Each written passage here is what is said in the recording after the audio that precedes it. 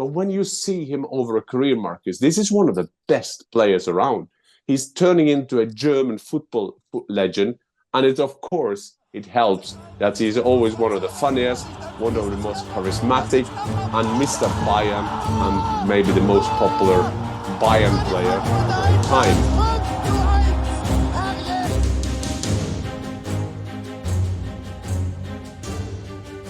Thomas Müller has officially become Bayern Munich's all-time record appearance holder, marking yet another milestone in his legendary career. Meanwhile, Holstein Kiel, Bochum and St. Pauli have all struggled, losing their first 2 matches of the season. The Invincibles, Leverkusen, lose their first games, while Wiesemeister, the runners-up from last season, Stuttgart, have yet to win. Meanwhile, Bayern, RB Leipzig and surprise leaders Heidenheim boost the perfect record so far, with Heidenheim in their first time in their history since 1846 are leading the Bundesliga. Welcome to the Fußball channel with myself, Markus Fjørtoft, and Jan Fjørtoft. A lot to dissect that, but first of all, how are you? How are things? And I guess reflections on what a historic weekend for many purposes. Yeah, a bit cold, I have to say that. So I'm not 100% Thomas Müller today. But yes, I think the story of this weekend is Thomas Müller, because it's not only that he is a record holder at the club, but it's Bayern.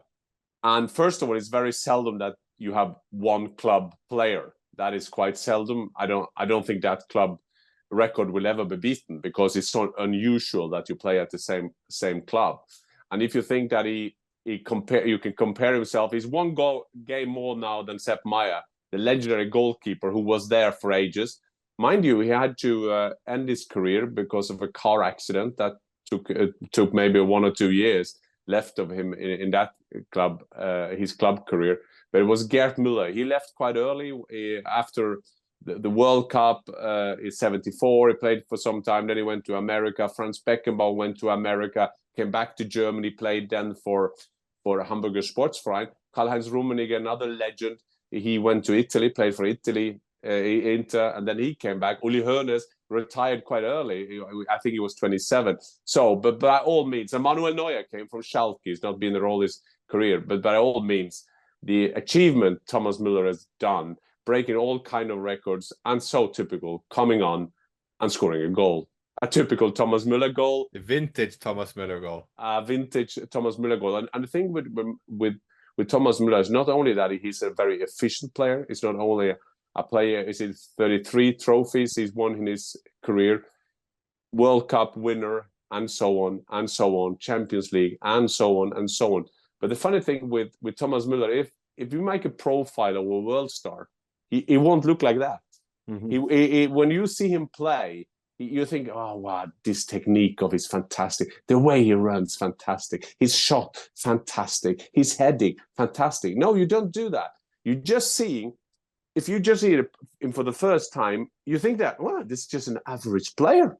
I mean, by all standards that we have for a world-class player. But when you see him over a career, Marcus, this is one of the best players around. He's turning into a German football legend. And it, of course, it helps that he's always one of the funniest, one of the most charismatic, and Mr. Bayern, and maybe the most popular Bayern player of all time. And that is a prize, by the way. And we always talk about what an historic institution Bayern Munich is. And that is why it is such a special occasion, a special achievement as such. We listed the previous legends here. The all-time record appearance holder for one of the most storied football institutions in the world. And to your point, what I find so refreshing with Thomas Müller, I think we all find refreshing with Thomas Müller, is that he runs counter to every concept that we have of the modern football star, in a way. In terms of how it looks, even just how he carries himself, the way he dribbles a ball, there's nothing, I would say, modern or elegant in its way, but there's a reason why he's called the Raumdeuter, the space interpreter. The way his smartness has carried him so far. And if I may list some of the numbers, 710 games for Bayern Munich, 475 of them in the Bundesliga, 245 competitive goals, including 150 in the Bundesliga, which he marked the occasion with on the last game when he beat the record. 174 Bundesliga assists, the most since records began in 1992. That included a season record of 21 in the 2019-2020 season. He scored in 16 straight Bundesliga season, an unmatched record in the league, 33 trophies, as you said. I mean, you have a World Cup to the name. You remember in 2010 when he came in as a 20-year-old and he became the World Cup top scorer. He followed up when Germany won in 2014. He followed up with the same amount of goals and they won the World Cup. We are talking about one of the all-time, not only Bayern players, but arguably one of the all-time German football players. Yeah, absolutely. And he'll be up there. And the way he kind of is as a person, the way his love for the game, it's always passion there. Is always, when he comes on, he's very, I always use the phrase, he's very contagious in his style. I saw Lewandowski said that when he played with Müller, Thomas Müller, he's talking all the time. Go there, do this, do this. So he's always there. It's a perfect player to have in your team. And there's always a saying in Munich saying, not without the Müller. So Müller needs to be in there. That was not Gerd Müller. He was one of the best goal getter of all time, but Thomas Müller in there. But I think, Markus, the interesting thing, first of all, we will know about this for a long time, that he have a contract out this season. I won't be surprised if he hangs on another season. This is also a future leader at Bayern Munich because he is Mr. Bayern Munich. So he will be around. But the funny thing is that you're saying it, one of the greatest legends of German football. But if you start saying, make the perfect footballer, and you will say, we need this from them, the speed, the timing from Haaland, the technique from Pirlo, the shot from David Beckham, the crosses from Beckham. So you all do this kind of exercise that we love to do when we have some time sitting with the boys or girls talking about football. Thomas Müller won't do anything, but as your numbers showing, unbelievable efficient. So if he has 245 goals, 290 assists in whole his career, 710 games, well, it's just amazing. It's just amazing how this guy has been. And I must say, as a journalist, I love working with him. He was one of the first who made interviews in English. Germans didn't like that. When the Champions League, they had to do it. Thomas Müller came in, did his part, also used his joke. Sometimes he got some dad jokes, it has to be said, but because of its Thomas Müller, it's funny. This Golovsky or Lewandowski, or people could just have a look at YouTube and you will find it. But a fantastic player. And Markus, I talking about me following him as a journalist. I have followed him in the Champions League and in the Bundesliga. To a friend of our podcast, Tobi Altschäffl, who works for SportBILD and Bild Zeitung, and he sent us this report. Hi Jan-Age, hi Markus. Thank you for having me. And well, it's really a big challenge to talk about Thomas Müller and our connection to him in only 2 or 3 minutes, but I try it. So, well, I know Thomas since he was playing for the youth of Bayern Munich, and I was allowed to follow his way from the first matches till now. And what I can say, he was very open from the beginning, and he knew what to say. He was never the shy guy. He was always making some funs. But it's not only that Thomas Müller is this one side. He can also be very serious when it comes to topics about Bayern Munich, concerning the club, concerning, for example, how many minutes he gets. He can be serious, but he always is listening. He always has an ear for you, so to say. And he's, of course, always making jokes. So I remember when I started to get a beard, to get a full beard, and it was growing, and he saw it for the first time. He knew me only without a beard. He was joking about me, and he was saying, "Are you trying to imitate a beard, or what is that?" So you can always laugh with him. Or when he found out that I was vegetarian on a shooting for Weber Grill. So we were shooting with those big Weber grill, and he was having meat in his hands, and he was on the photos trying to feed it to me, because as he knew I was vegetarian. So of course, when there is a fun, he's trying to make it. But when he needs to be serious, he is serious. And well, for Bayern Munich, he's a really great guy. He's representing the club in the best way you can imagine. I think that Vincent Kompany is very happy with him, and I can imagine that he could even extend his contract for 1 more year. And of course, what I always remember in the first year or years of Thomas Müller, I was working for TZ in Munich, and we brought him, Thomas and Gerd Müller, I think for the first interview together. I think Falki is claiming that he brought them for SportBILD that time for the first time together. But I think it was us and TZ, and sitting together with Thomas Müller and Gerd Müller at this time was special. But of course, now thinking about it, it gives me goosebumps because this was a unique moment. I hope that Thomas Müller will stay at Bayern in any position for a very long time. And as I said, it's kind of an honor to follow a way of a player like Müller for that long time. And I hope he keeps scoring, he keeps laughing, and he keeps making jokes of journalists and of me. All the best for your show, and hope to talk to you soon. Bye-bye. That was Tobi Altschäffl from SportBILD, a legend of the game. And yes, Thomas Müller was a huge contributor to the fact that Bayern won 2-0 against Freiburg. He was subbed on in the 65th minute last game, and he said, I want to play more. He said, I want to play more of a role. This time he got subbed on in the 59th minute, and a Bayern team that was 1-0 up at the time, but by no means a convincing performance in the sense of what you would expect from Bayern at the Allianz. But 2-0 nonetheless. Harry Kane from a penalty, a handball there from Öztürk, I believe, a bit unlucky. But 2-0 Bayern, full pot.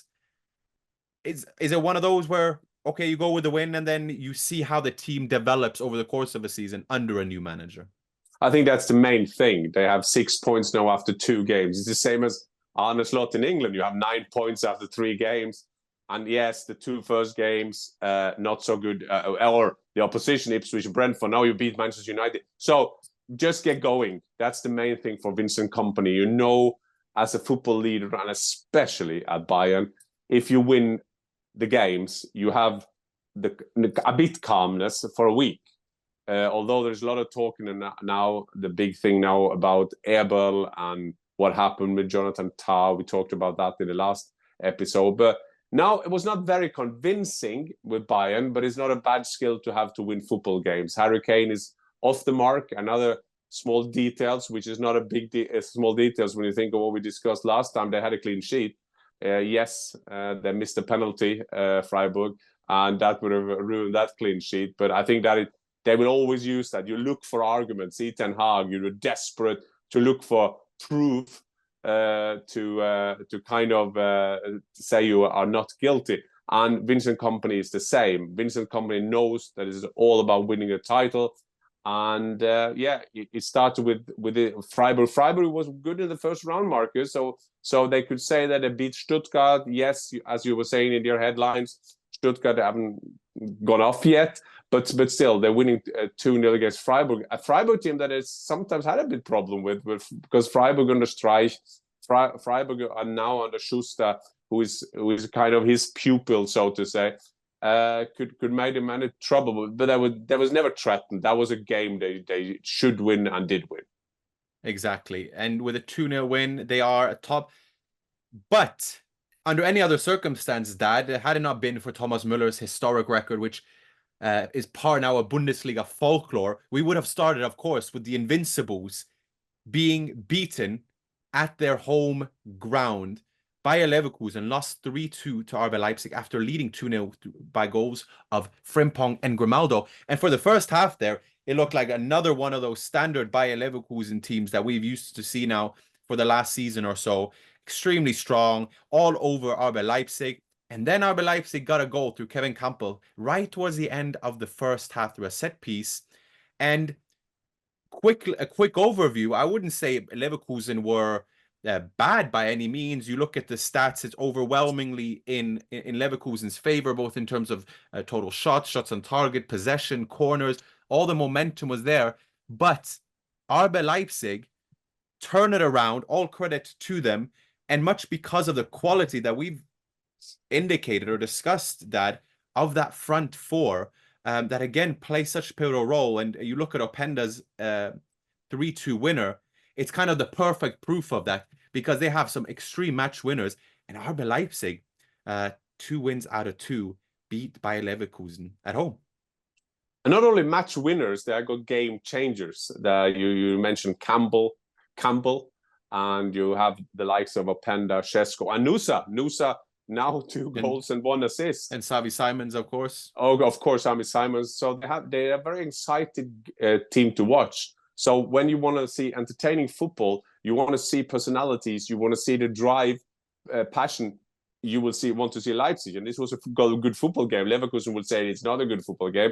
Our friend from Schäfer, our friend from Leipzig, he wrote on Twitter, Rose fliegt, Leipzig siegt, meaning that he was flying, he got a red card, but is still ending up winning. And that this is a great win for them. As for Leverkusen, Markus, sometimes I feel that, well, they haven't started off the season very convincingly. No, they have had period of the games, as you were saying here as well. They looked good. They looked good in the first game and for a period. But I think that, yes, this invincible 35 games without losing.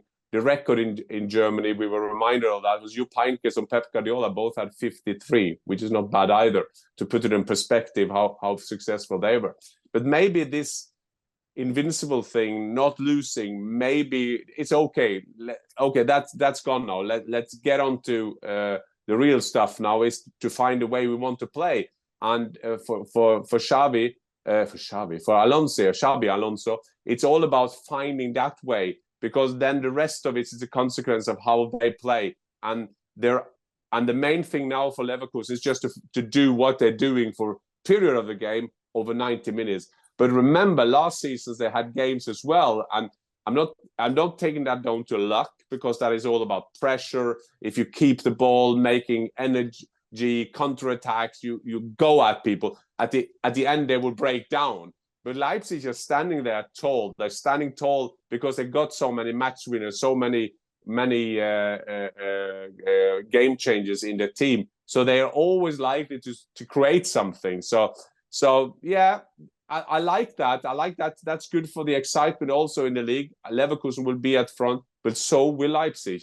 Dortmund, maybe not so much after their 0-0 away at Werder Bremen. I thought they would win that game. Schein being back to where he used to play a period of his career, but still we're stuck to these 4 teams going for the title as long as we can, Markus. And I probably will talk about Eintracht Frankfurt later. Maybe I will throw them in a bunch as well. Yeah, well, we can go into Eintracht. Just to conclude on the Leverkusen point, you could argue, and you did allude to it, was it coming? In the sense that not only was it the second consecutive game in which they squandered a 2-0 lead. Remember the opening game against Gladbach, they're 2-0 up, super comfortable, and then 2-2, and then won it with a very, very late penalty, 3-2. So second time that going. Remember the Super Cup against Stuttgart, they equalized in 88th minute, ended up winning in penalties.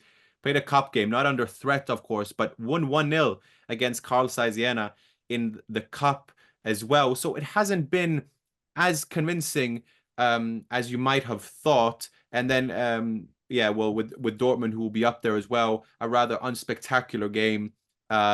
First time that these in 55 Bundesliga meetings in which has been a 0-0 draw. And then we go into Eintracht.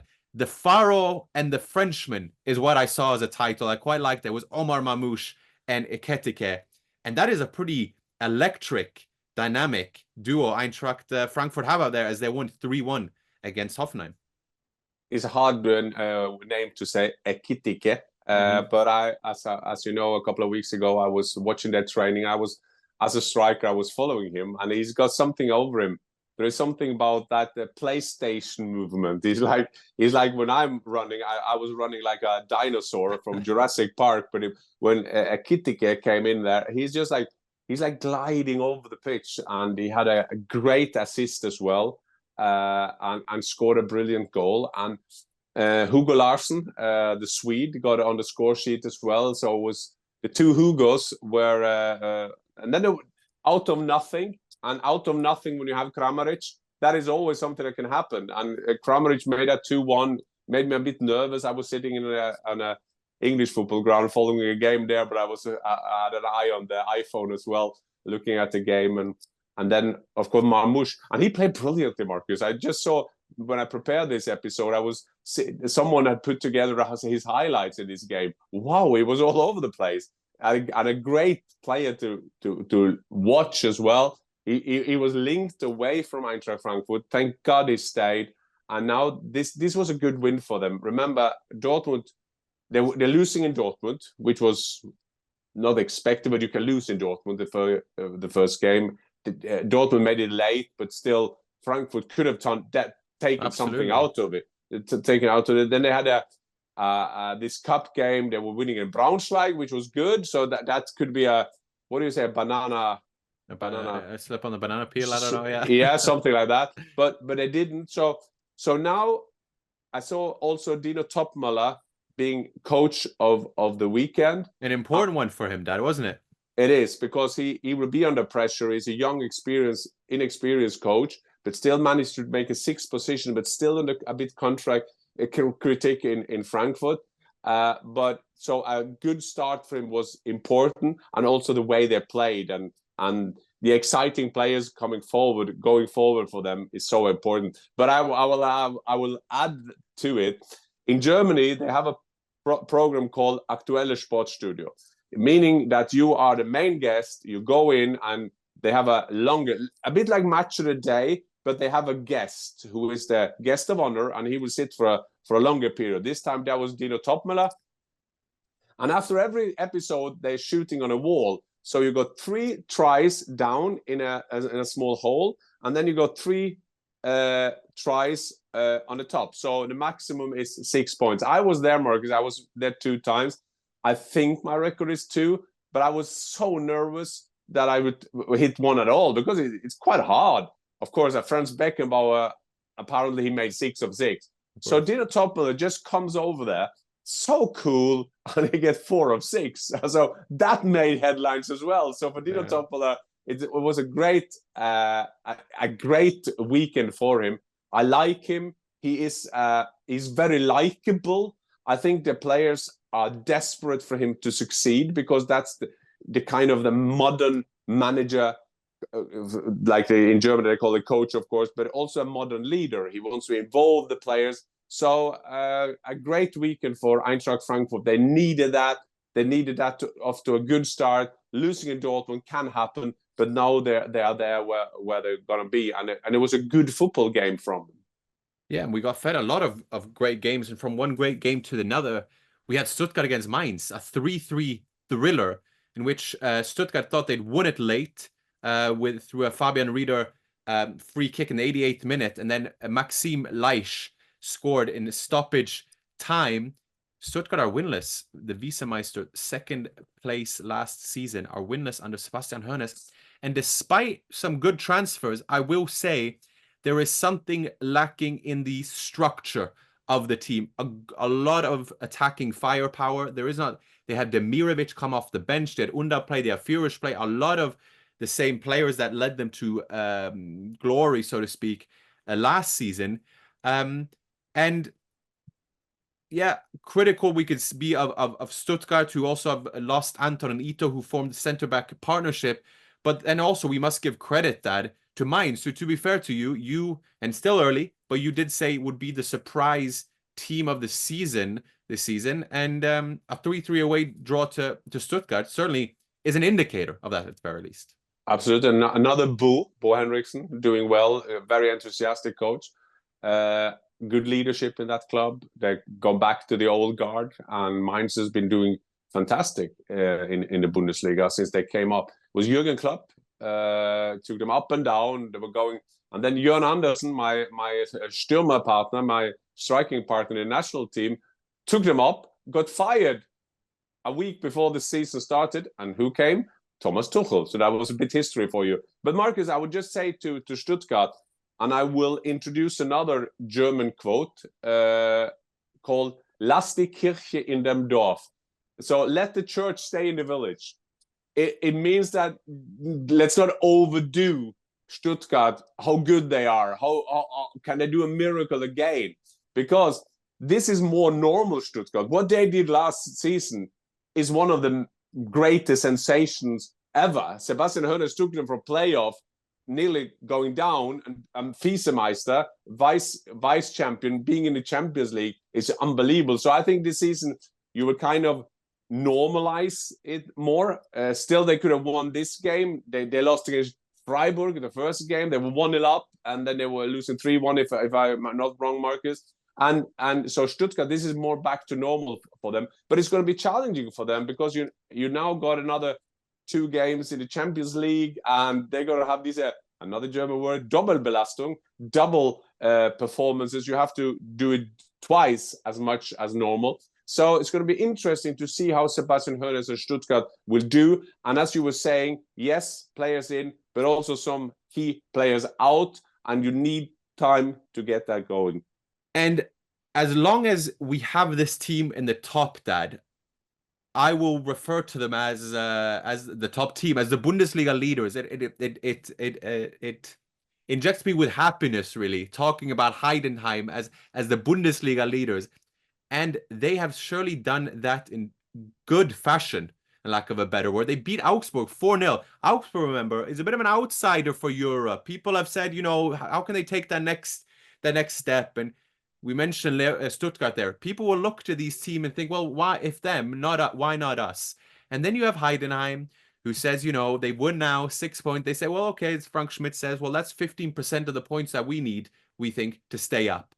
But in these first 5 games, we talk about Doppelbelastung, we talk about Europe. Heidenheim qualified for Europe, got to the Europa Conference League, playoff against Häcken, won 5 of 5 games so far. And the way I like to kind of frame the Heidenheim story is that they lost their 2-3 best players, 2 of which being young Niklas Best, who went to Benfica, and Kleindienst, who scored in 2 consecutive games now for Gladbach. They won 4-0. First player, Paul Wanner, 18-year-old from on loan from Bayern, yeah.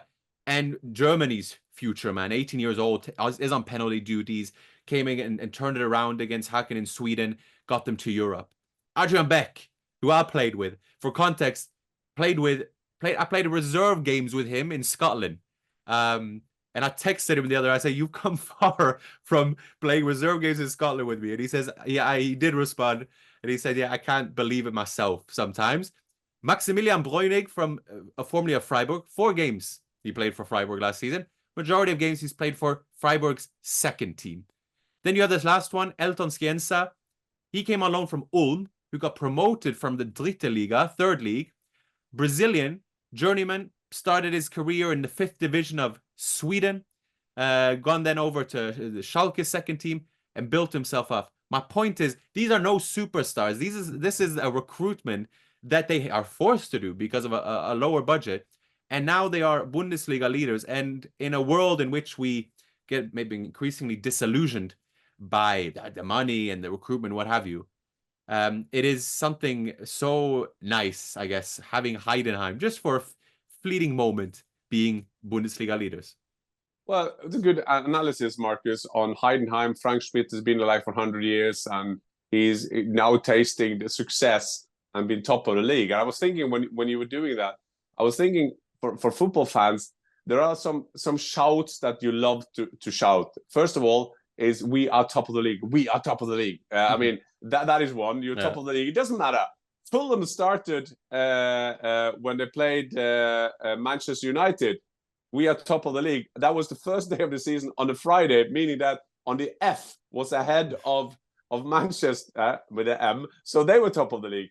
Or in Germany, they sing "Wir fahren nach Berlin." That means that you're going to Berlin for the FA Cup final. And by the way, your friend Beck, Markus, he needs to be a guest. So we need to get him on. I do the same as Alistair Campbell do in Rest is Politics. You always say Rory Stewart, and you did ask him to be a guest, didn't you, Rory? And I will do the same now with you. We have to get him on this, because but what you describing, Marcus, is why another reason why we love football, because there are always these stories.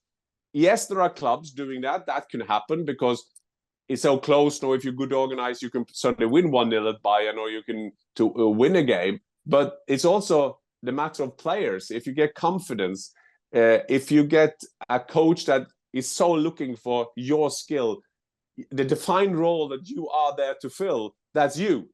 Yeah, you do that, Marcus. You did that in your career. I had that in my career. You have a coach who said, I just want you, the things that you do, that's what I'm looking for. And I think that's Heidenheim.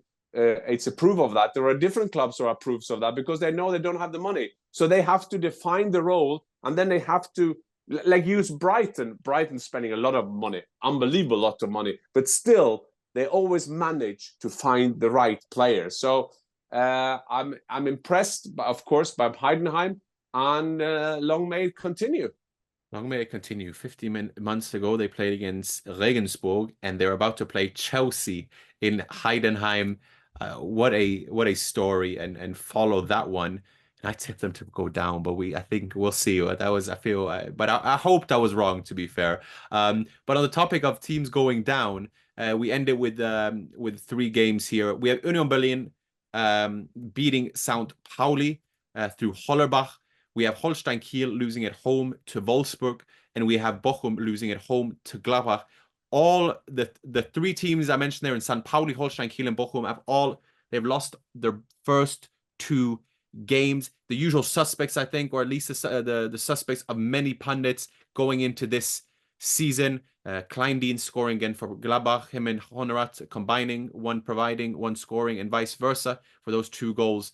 And I suspect that those are the 3 teams that we will see at the bottom there. Yeah, and it's interesting, Marcus, but now at the beginning of the season, there are 34 Spieltage, 34 rounds. At the end of the season, you have key games. So, meaning that if St. Pauli played at Union Berlin the 30th round, everybody say, you need to get something from there. Or Bochum played Gladbach at home, and you need point to avoid the relegation zone. You will say, you need to get something. Same in England is when Ipswich now got their first point against Fulham, they will think, wow, good, get our first point. But at the end of the season, those are the games you have to, because you don't expect them to win against the top 5, top 6, say 7. But that's the games you want to win. And Bochum losing to Gladbach. A Gladbach team is unfortunately a greyish team right now. A good win for them, because that made it calm down for Sanoe as a coach there. But as you were saying, Mark, it's key games, and you may say we just take them at the end because these are the games we just going to report that they're doing this and that. But these are the games that could be very decisive at the end of the season. Now, when we are today we have the 2nd of September. In September, these games will be forgotten when we discuss this in April. But these are the games, because not only do you get nothing out of it, but the opposition got 3. So Bochum got 0, Gladbach 3. So these are the small things that make up a whole season. The good thing now is there are enough rounds to make it better. And that is the only satisfaction for this kind of club. I'll be curious to see. We go into an international break now. Welcome for some, and maybe not welcome for others. Heidenheim, I'm sure, would love to continue momentum. But you'll be hearing from us across the week. And don't forget, if you're with us still, to like, subscribe, comment. We love to hear your engagement as such, and build this community. So thanks again. And Dad, any parting words? No, I'm just looking forward on behalf of all the listeners or viewers for you now getting a Bundesliga player back who used to play within Scotland as our guest. I think during September you have to do that, and he has some days off now, and he should have time to do that. So thank you very much, Marcus, for that one. That's how we do it. We evolve. Okay, auf Wiedersehen. Auf Wiedersehen.